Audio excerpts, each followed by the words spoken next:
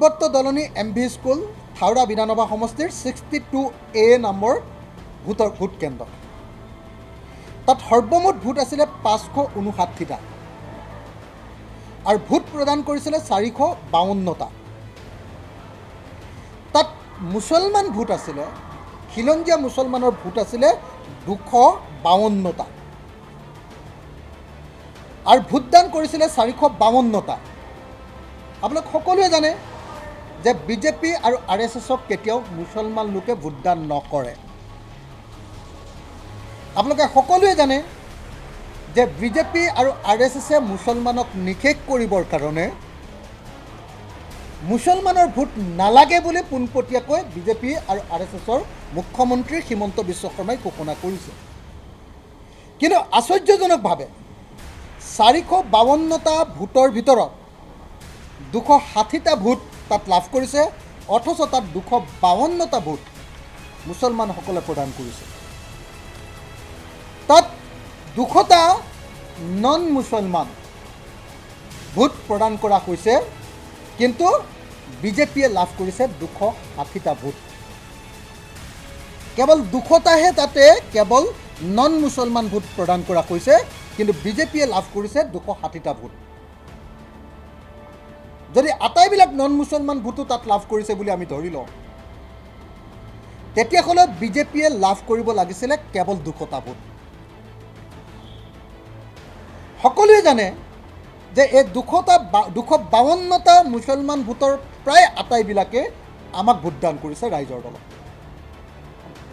ধৰি ল'লোঁ তাৰে 37টা কংগ্ৰেছে ভোট পাইছে, তাৰো গোটেইখিনি মুছলমান ভোটেই বুলি ধৰি ল'লোঁ।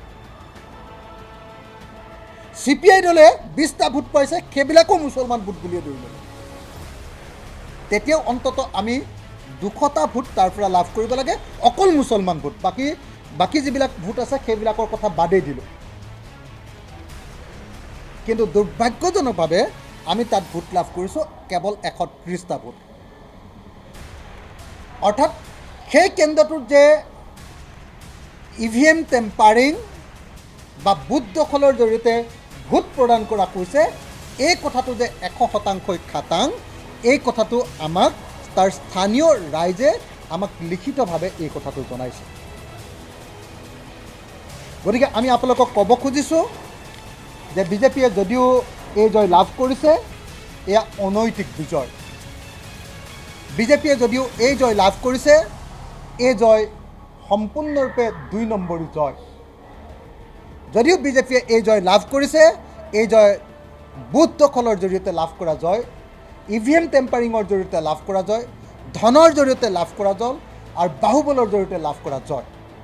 গতিকে যদিও আমি কেণ্ডিডেটসকলক অভিনন্দন জনাইছোঁ, কিন্তু নিশ্চিতভাৱে আমি ঘোষণা কৰিব খোজোঁ যে উপনিৰ্বাচনত EVM দখলৰ জৰিয়তে, EVM টেম্পাৰিঙৰ জৰিয়তে, বুথ দখলৰ জৰিয়তে, বাহুবল প্ৰয়োগৰ জৰিয়তে, টকা প্ৰয়োগৰ জৰিয়তে, ধন বলৰ জৰিয়তেহে এই নিৰ্বাচনত তেওঁলোক জয়ী হৈছে।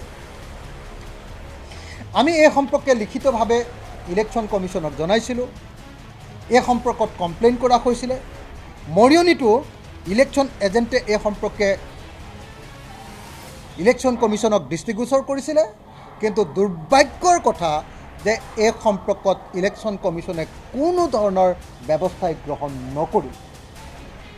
গতিকে আমি এই মুহূৰ্তত আপোনালোকক আকৌ জনাব খুজিছোঁ যে বিজেপিৰ জয়ক আমি কেতিয়াও প্ৰকৃত জয় বুলি ঘোষণা কৰিব নোৱাৰোঁ। এয়া জনতাৰ বিজয় নহয়, এয়া হ'ল বাহুবলৰ জয়, এয়া হ'ল EVM টেম্পাৰিঙৰ জয়, এয়া হ'ল ধন বলৰ জয় আৰু এয়া হ'ল 2 নম্বৰী জয়। এই কথাটো আপোনালোকৰ সন্মুখত ঘোষণা কৰিব খুজিছোঁ। মই আৰু বেছি দীঘলীয়া কৰিব খোজা নাই। মই আপোনালোকক আকৌ এবাৰ জনাব খুজিছোঁ যে উজনি অসমত এই নিৰ্বাচনে উজনি অসমত আমাক দ্বিতীয় সৰ্ববৃহৎ দলৰূপে প্ৰতিষ্ঠা কৰিলে। অসমৰ ৰাইজে, অসমৰ ভোটাৰ ৰাইজে আমাক বিজেপি আৰু RSSৰ বা মিত্ৰজোঁটৰ এটা বিকল্প শক্তিৰূপে, প্ৰকৃত বিকল্প শক্তিৰূপে আমাক ইতিমধ্যে প্ৰতিষ্ঠা কৰিলে। মাত্ৰ 41 দিনীয়া পৰিক্ৰমাৰে বিজেপিৰ দৰে এটা সৰ্বশক্তিমান বুলি ভবা ৰাজনৈতিক দলক আমি যি প্ৰত্যাহ্বান জনালোঁ, সন্মুখৰ পৰা আমি যিধৰণে তেওঁলোকক ভয় খুৱাই দিলোঁ, এইটো অসমৰ ৰাজনৈতিক ইতিহাসৰে এটা অত্যন্ত গুৰুত্বপূৰ্ণ অধ্যায়। আৰু এই ঘটনাই আমাৰ সকলো দলীয় সদস্যক 2026 চনত যে আমি বিজেপিক পানী খুৱাই দিব পাৰিম, 2026 চনত যে বিজেপিক আমি পৰাভূত কৰিব পাৰিম আৰু বিজেপি যে অপৰাজেয় নহয়, সেই সম্পৰ্কে আমাক প্ৰত্যয় নিয়াইছে।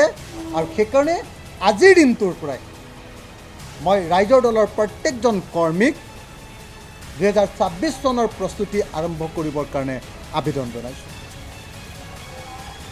আমি সংকল্প গ্ৰহণ কৰিছোঁ যে আজিৰ দিনটোৰ পৰাই সাম্প্ৰদায়িক ফেচিবাদী দেশ বিক্ৰী কৰা বিজেপিক পৰাভূত কৰিবৰ কাৰণে ৰাইজৰ দলৰ নেতা আৰু কৰ্মীসকলে আজিৰ দিনটোৰ পৰাই কাম আৰম্ভ কৰিব আৰু 2026 চনত বিজেপিক আমি পৰাভূত কৰিবলৈ সক্ষম হ'ম।